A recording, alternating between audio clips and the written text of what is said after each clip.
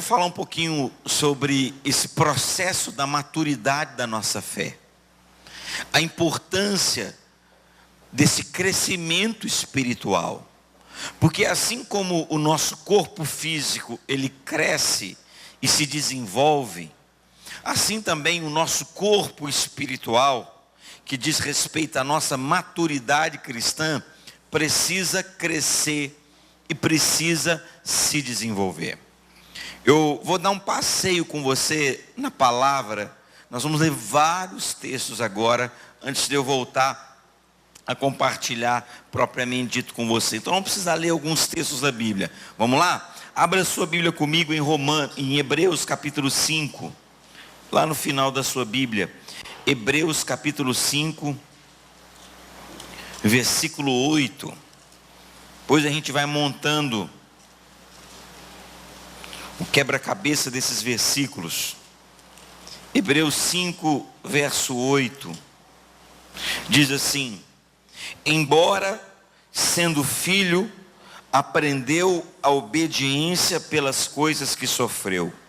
E tendo sido aperfeiçoado, tornou-se o autor da salvação eterna para todos os que lhe obedecem. Vá um pouquinho para frente agora, para Tiago capítulo 1. Um pouquinho para frente, próximo livro depois de Hebreus, Tiago capítulo 1, versículo 2. Meus irmãos, tende motivo de toda alegria o passar por várias provações, sabendo que a provação da vossa fé, uma vez confirmada, produz perseverança. Ora, a perseverança deve ter ação completa para que sejais perfeitos e íntegros e em nada deficientes. Vá comigo agora para Gênesis capítulo 22, lá no comecinho da Bíblia agora. Gênesis 22.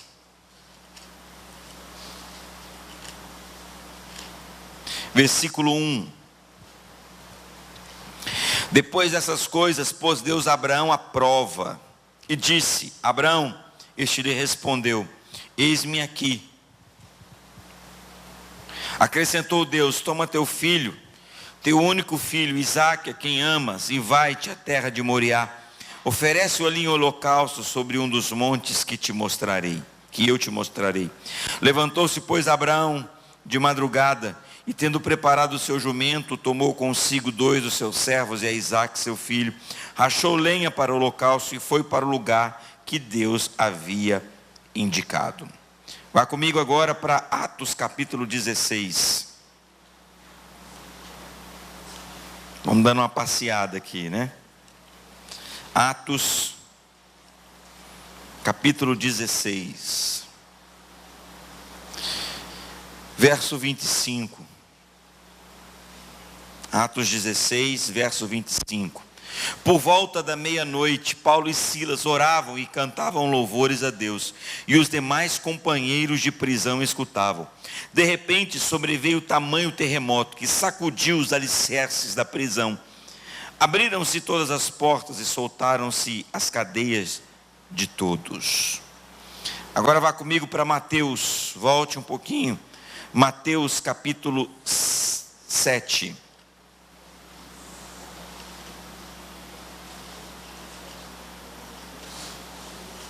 Mateus capítulo 7.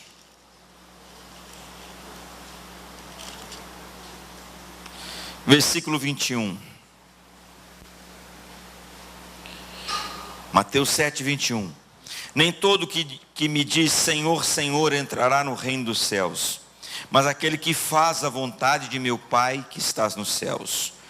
Pula para o verso 24. Pois todo aquele que ouve essas palavras e as pratica, será comparado ao homem prudente que edificou a sua casa sobre a rocha. E caiu a chuva, transbordaram os rios, sopraram os ventos, e deram com ímpeto contra aquela casa, que não caiu, que não caiu, porque fora edificada sobre a rocha. E todo aquele que ouve estas minhas palavras e não as pratica, será comparado ao homem insensato que edificou a sua casa à areia. E caiu a chuva, transbordaram os rios, sopraram os ventos, e deram com ímpeto contra aquela casa, e ela desabou, sendo grande a sua ruína. Só esses versículos, por enquanto. O propósito de Deus é que todos nós cheguemos ao pleno conhecimento da palavra, para que uma maturidade cristã seja estabelecida em nós. A maturidade diz respeito ao crescimento espiritual, à formação da palavra de Deus dentro de você. Maturidade cristã não está determinantemente ligado ao tempo que se tem de vida cristã. Por exemplo, o ano passado, eu completei 30 anos que eu caminho com Jesus. Eu me converti em 1984. Alguns aqui não eram nem nascidos. E faz 30 anos que eu caminho no Evangelho e nunca me desviei, nunca saí da igreja. 30 anos que eu estou caminhando com o Senhor. Mas o fato de eu estar 30 anos no Evangelho não significa que eu sou maduro por causa disso. Porque maturidade não está relacionada ao tempo que você tem na igreja. Mas maturidade está diretamente relacionada ao quanto você coloca em prática aquilo que Deus tem falado com você. Maturidade diz respeito à sua obediência à palavra de Deus. Você vê na vida natural filhos mais velhos que são mais imaturos do que filhos mais novos. Tem filho que é mais novo, que é muito mais maduro do que o outro irmão dele que é 5, 6, 7, 8 anos mais velho que ele. Por quê? Porque maturidade não está relacionada à idade. A idade traz vivência. Os cabelos brancos, o tempo de vida aqui nessa terra traz vivência, mas não significa que vivência faz da pessoa uma pessoa madura.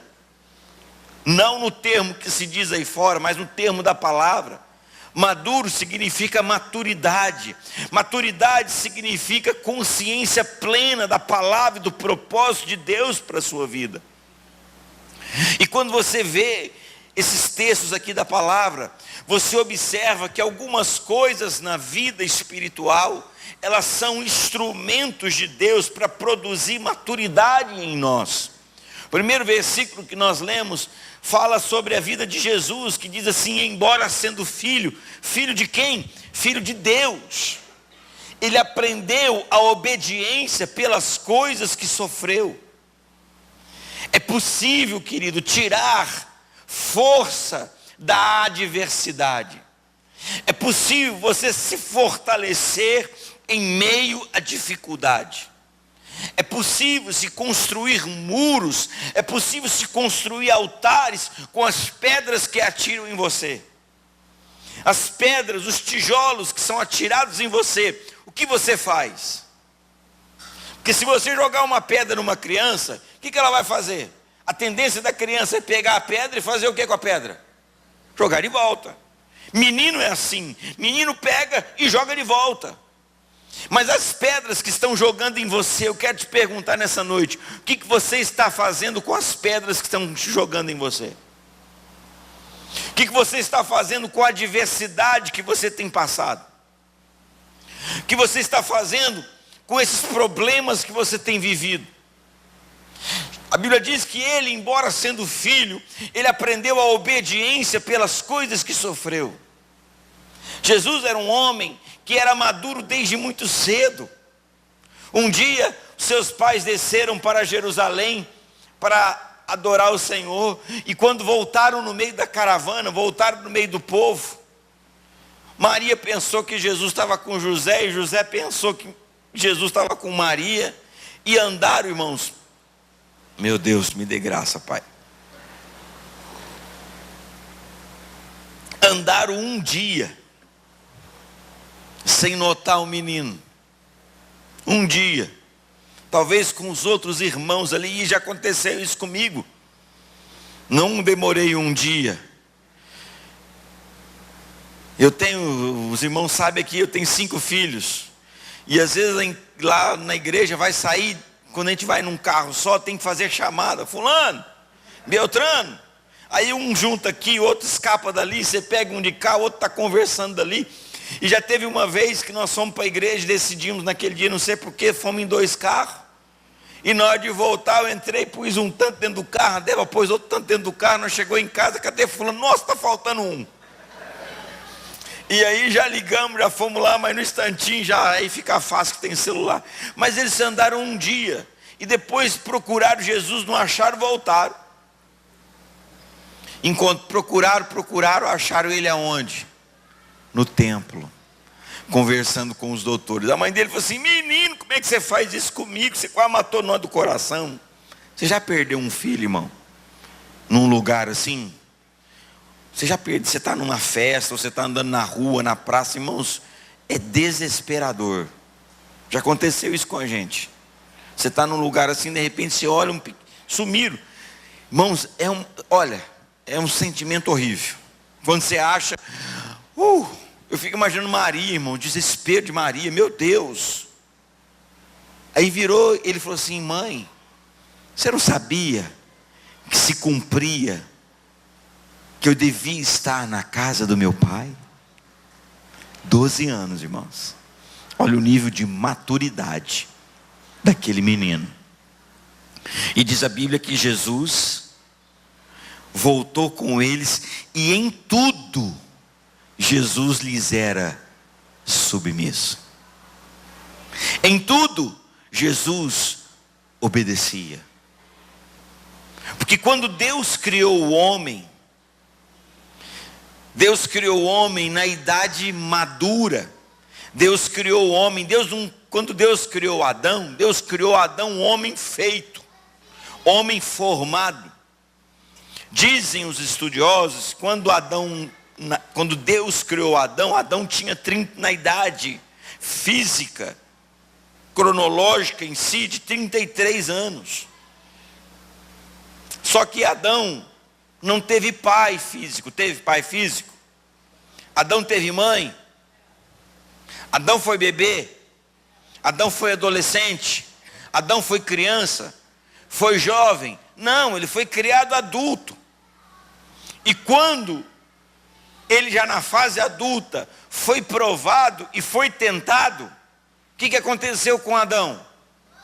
Ele venceu ou ele cedeu? Ele cedeu, ele pecou. Deus olhou aquilo e Deus falou assim: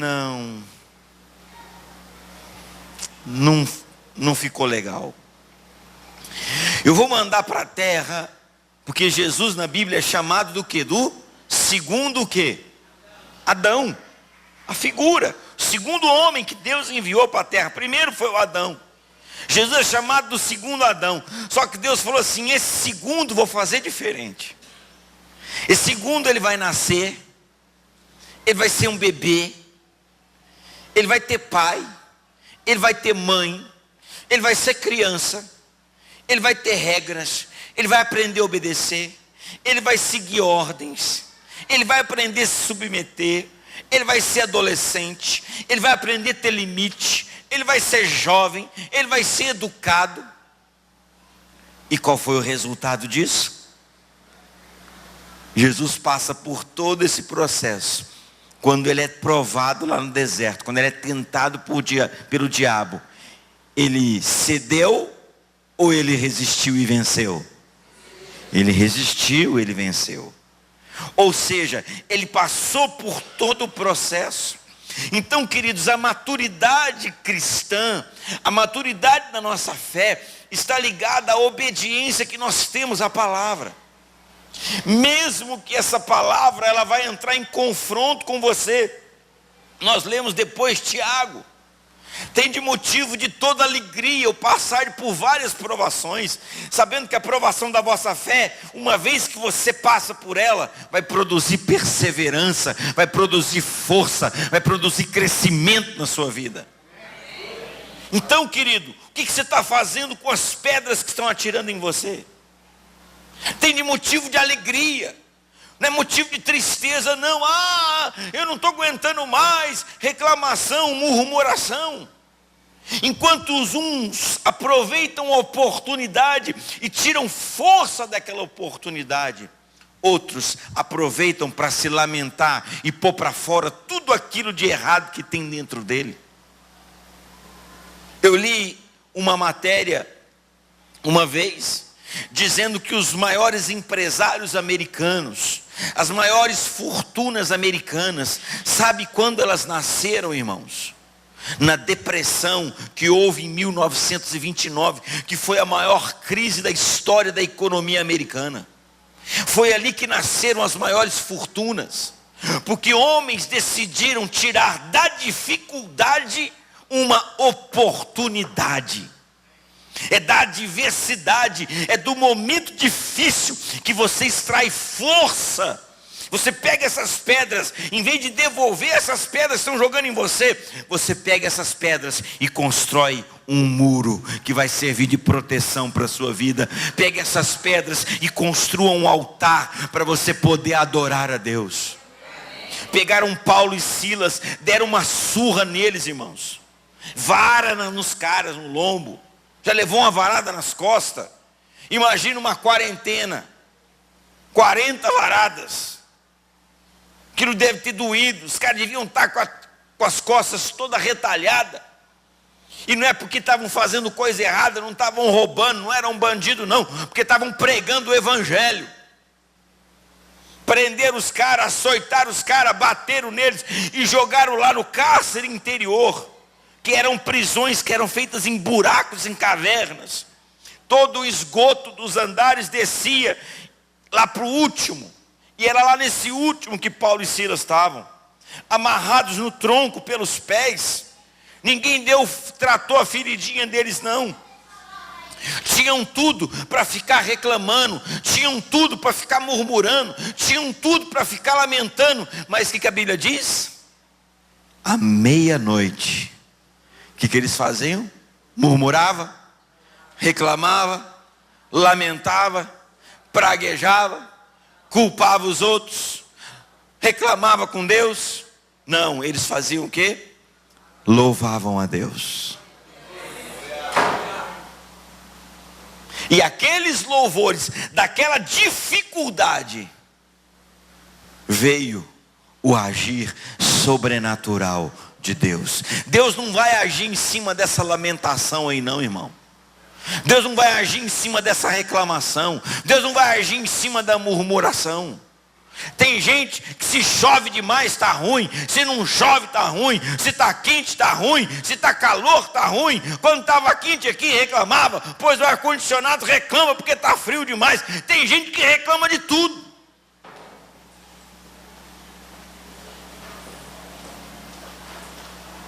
Tem gente que só falta morar sozinho e fugir de casa.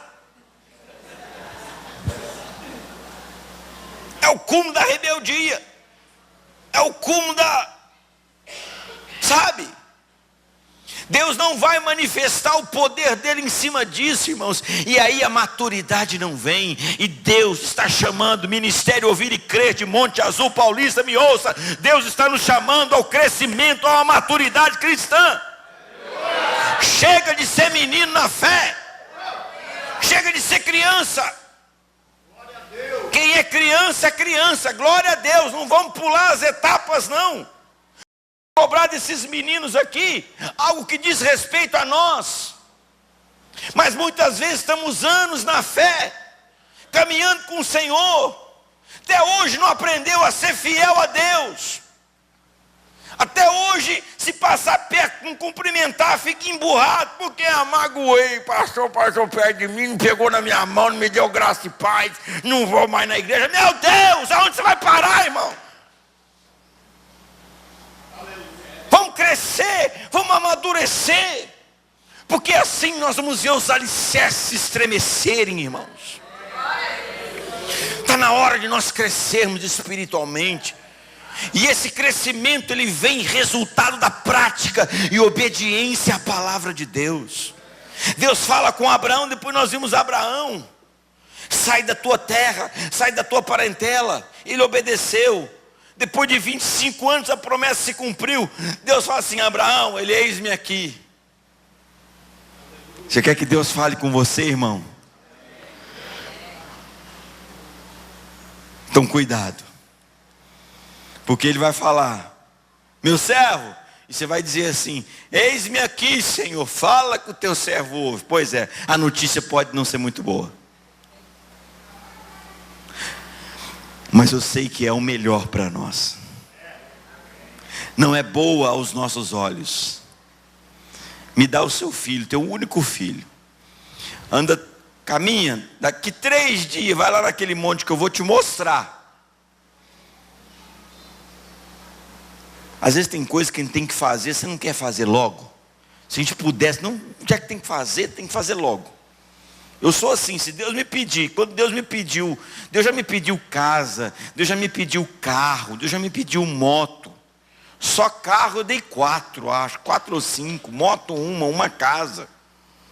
Todas as vezes que Deus me pediu essas coisas, irmãos, eu já dei, foi logo. Vou ficar segurando comigo, assim, não, eu ia lá e punha na gasofilação.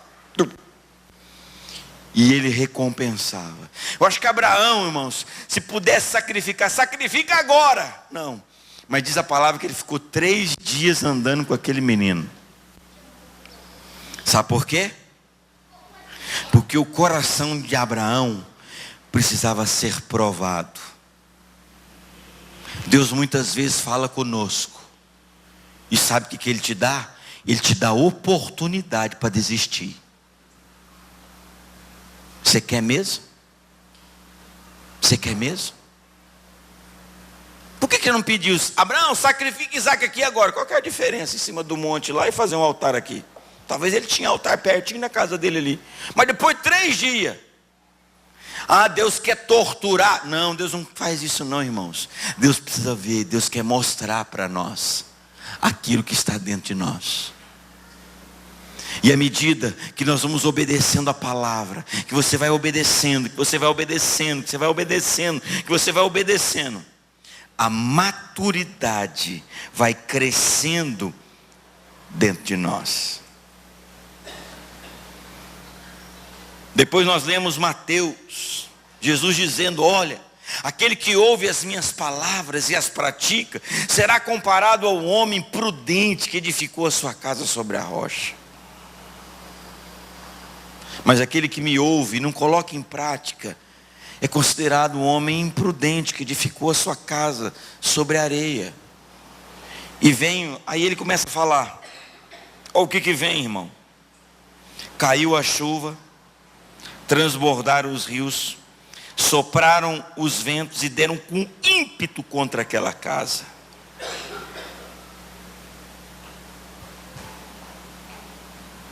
Nós recentemente agora tivemos uma catástrofe, poucos dias atrás, semana passada. Coisas que a gente nunca tinha ouvido falar no Brasil, né, irmãos? Só via lá nos Estados Unidos, em muitos lugares. Nós estamos vendo aqui tornados aqui no Brasil. Do nada, um ar quente de cá, um ar frio de cá, os dois se encontram e resolvem: vamos fazer uma festa? Vamos, e os dois começam a rodar.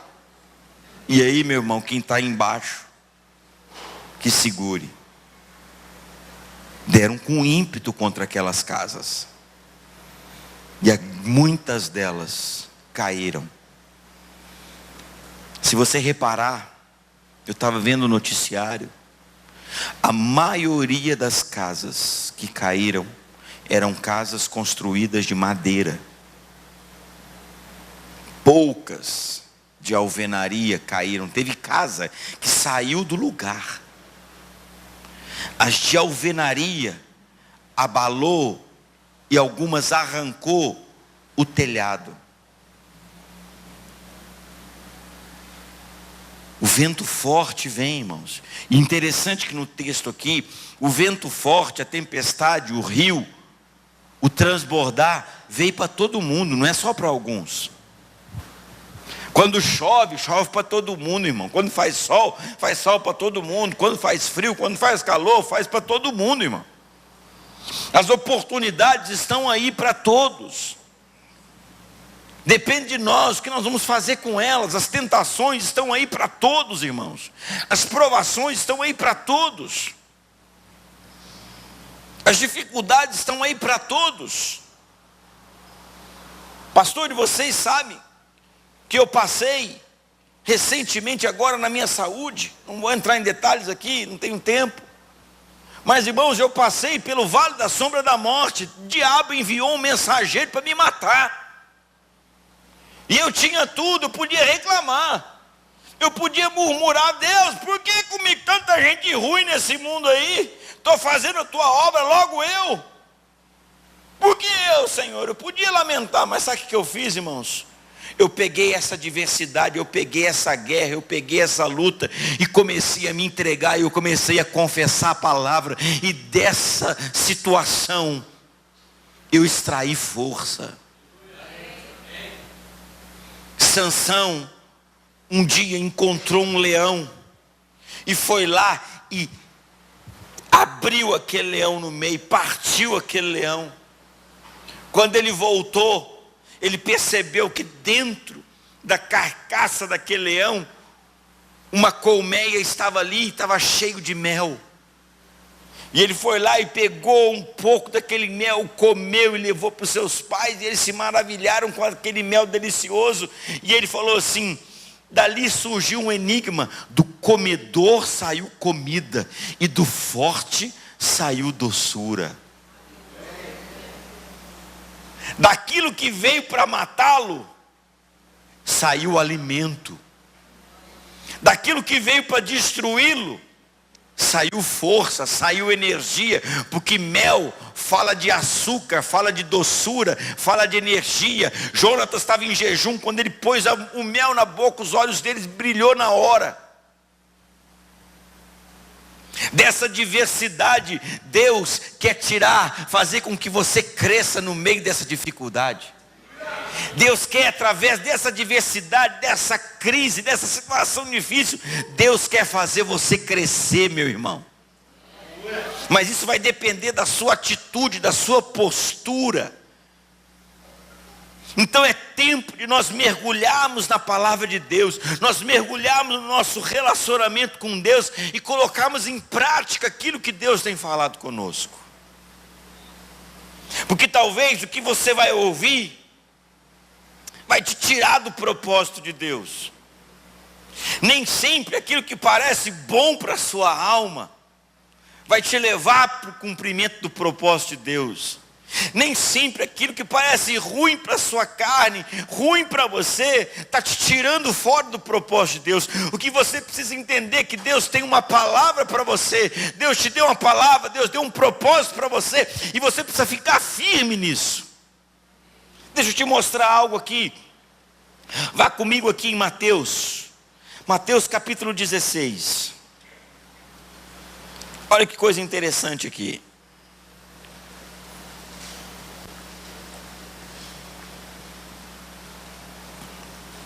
Mateus 16, versículo 21. Desde esse tempo começou Jesus Cristo a mostrar a seus discípulos que lhe era necessário seguir para Jerusalém e ser feliz. É isso? Não. E sofrer muitas coisas dos anciões, dos principais sacerdotes, viver livre para sempre. Era isso? Não. Ser morto e ressuscitar no terceiro dia. Ou seja, Jesus estava determinado e começou a dizer para os discípulos: eu preciso ir para Jerusalém, porque eu vou sofrer, porque vão me prender, vão me bater e eu vou morrer, mas eu vou ressuscitar. Era coisa boa? Não. Aí quem que vem? Quem se aproxima dele? Pedro. Verso 22. E Pedro, chamando-o à parte, começou a reprová-lo, dizendo: tem compaixão de ti, Senhor. Isso de modo algum te acontecerá. Que é isso, Jesus? Para de ficar pensando coisa ruim. Tira isso da cabeça. Onde já se viu pensar em sofrer, apanhar, morrer? que coisa, tira isso da sua cabeça. Eu, de modo algum isso vai acontecer, nós não vamos deixar isso acontecer. Quem estava conversando com ele sobre isso? Pedro. O que Jesus fala?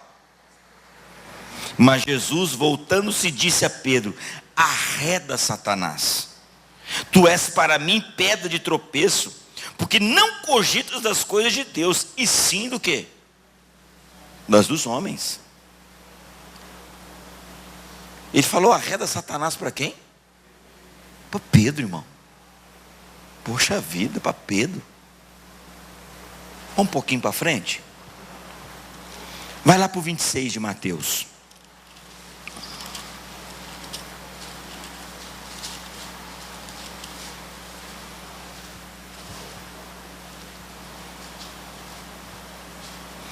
Versículo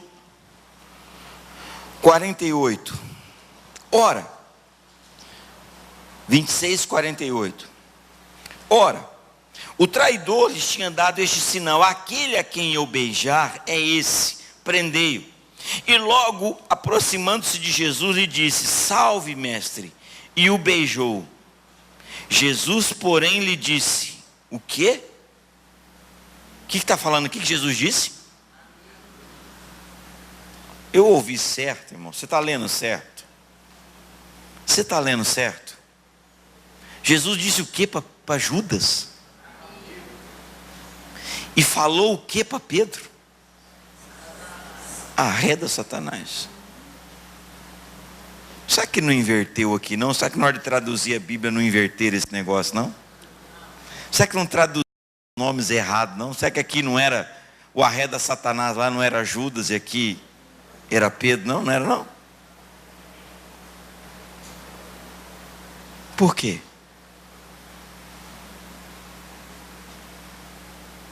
Muitas vezes os seus inimigos estão sendo seus amigos.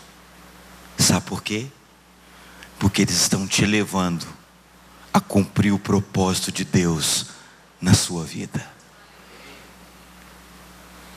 Judas, você está me traindo, você vai me levar para a mão dos sacerdotes, você vai me levar para a mão dos anciões, para que eu seja morto, porque foi para isso que eu vim. Tu é meu amigo, cara. Pedro estava querendo tirar Jesus do propósito. Não, não vai morrer não. Não vai sofrer não. Então nem sempre, querido, aquele que te bate a mão nos ombros, aquele que diz que é seu amigo, que fica bajulando, que fica lambendo a sua alma, lambendo as suas feridas, te elogiando, fazendo você ter autocompaixão, te fazendo se sentir o coitado dos coitados, sentindo fazer você, sabe, o mais trapaceado, o mais injustiçado do mundo. São seus amigos, irmãos. Estão alimentando a sua alma, estão alimentando o seu ego, estão alimentando a sua carne.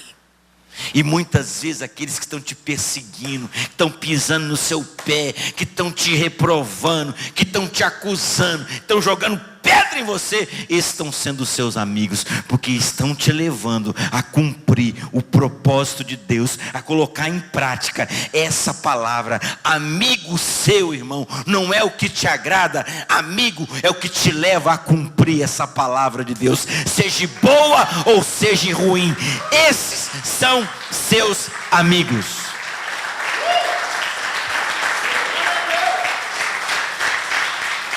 O cara vem, dá um beijo nele, traindo ele, irmão, e Jesus chama ele de amigo. Meu Deus, que nível de maturidade é esse? Que nível de consciência é essa, irmão? E o outro estava lá lambendo a alma dele. Não, tem compaixão de ti mesmo, tadinho de você. Jesus, pensa essas coisas não, pensa positivo. Arreda Satanás, eu sei para que eu vim. E o outro vai lá, dá um beijo de traidor. Amigo, para que viestes? Essa maturidade que Deus quer gerar em nós, irmãos. Embora sendo filho, aprendeu a obediência pelas coisas que sofreu. Embora sendo filho, ele aprendeu a obedecer a palavra de Deus. Fique com a palavra. Fique com a palavra. Fique com aquilo que Deus falou com você, porque o que Deus diz é a verdade para a sua vida. Jairo vai ao encontro de Jesus, irmãos. Mestre, vai comigo. Minha filha está quase morrendo. Jesus falou, eu vou com você. No meio do caminho chegou muita gente. Chegou uma turma e falou assim, olha, não incomoda mais ele não, porque tua filha já morreu, não tem mais jeito. Jesus olha para Jairo e fala assim, Jairo, não tenha medo, Jairo, creia somente. Era a palavra de um contra a palavra de vários. É um te dizendo, creia. E um monte de gente dizendo para você, não vai dar certo, não tem jeito, é impossível. Eu quero te perguntar nessa noite, com quem você vai ficar? De que lado você está? Ou melhor, quem você vai ouvir? Um solitário, chamado Jesus, ou uma multidão que vive pelo que vê, que vive pelo que sente, que vive pelo que acredita, vive pelo que toca? Com quem você vai ficar? Com a palavra de quem você vai ficar? Com a palavra do seu médico, que fez doutorado e especialização, PhD, pós-graduação nos Estados Unidos ou na Europa? Ou com a palavra de um carpinteiro, filho de Maria, homem de mãos rudes, grossas, mas profundo conhecedor e filho de Deus? Quem que nós vamos ouvir, irmão? Quem que nós vamos ouvir? Jairo teve que decidir. Muitas vezes nós estamos diante de duas vozes: a voz de Deus e a voz do mundo. A nossa maturidade vai determinar quem nós vamos ouvir. Porque nós precisamos, irmãos, aprender a ouvir a voz dele. Quando Isaac foi enganado por Jacó, Jacó armou uma situação, pegou a roupa de Esaú, pegou uma pele, porque Esaú era um homem peludo, e Isaac e Jacó era liso. Isaac já estava prestes a morrer, já estava cego. Jacó chega, beija seu pai Isaac na cama. Isaac sente o cheiro, toca nas roupas, toca em Esaú, em Jacó, e fala assim: o cheiro, a pele, o toque é de quem? De Esaú. Mas a voz é de quem? É de Jacó. A Bíblia diz assim: as minhas ovelhas ouvem a minha voz. O que vai te guiar não é o que você vê, não é o que você toca, é a voz. É a voz. Nós precisamos aprender a ouvir a voz.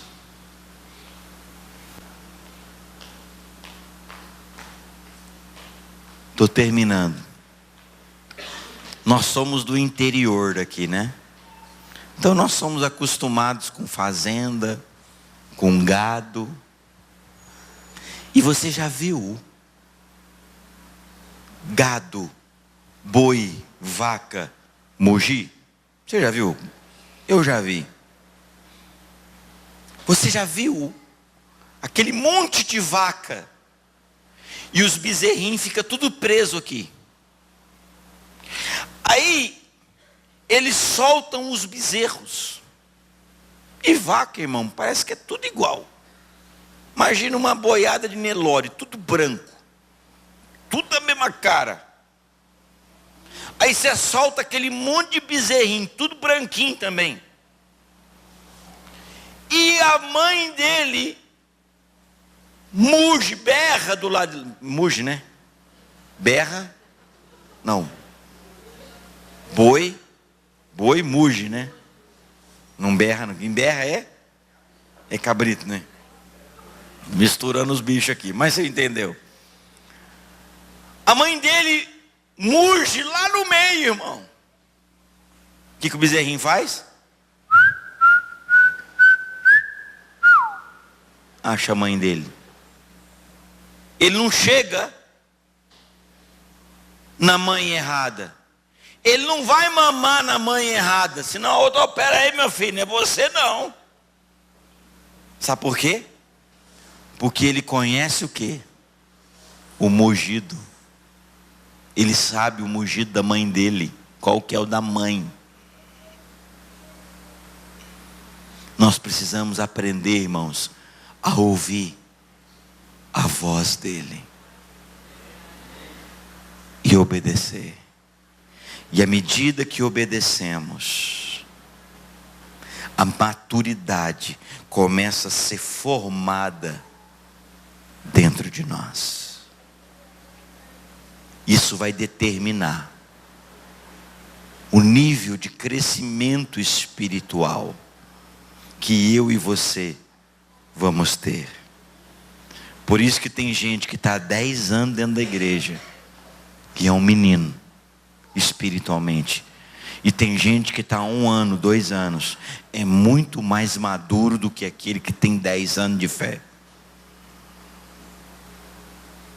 É por isso que às vezes você vê gente da cabeça pretinha aconselhando gente da cabeça branquinha.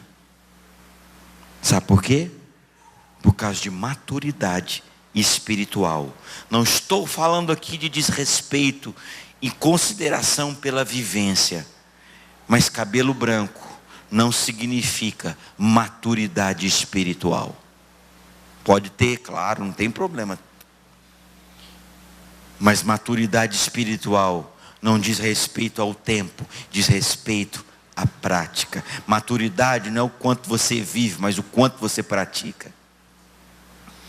Pegue as lutas, pegue as adversidades e faça delas argumentos para o crescimento da sua fé. Pegue essa circunstância contrária, pegue essa crise, pegue esse problema e tire forças. Faça desse comedor sair doçura para a sua vida e para a sua fé. Vamos ficar em pé em nome de Jesus.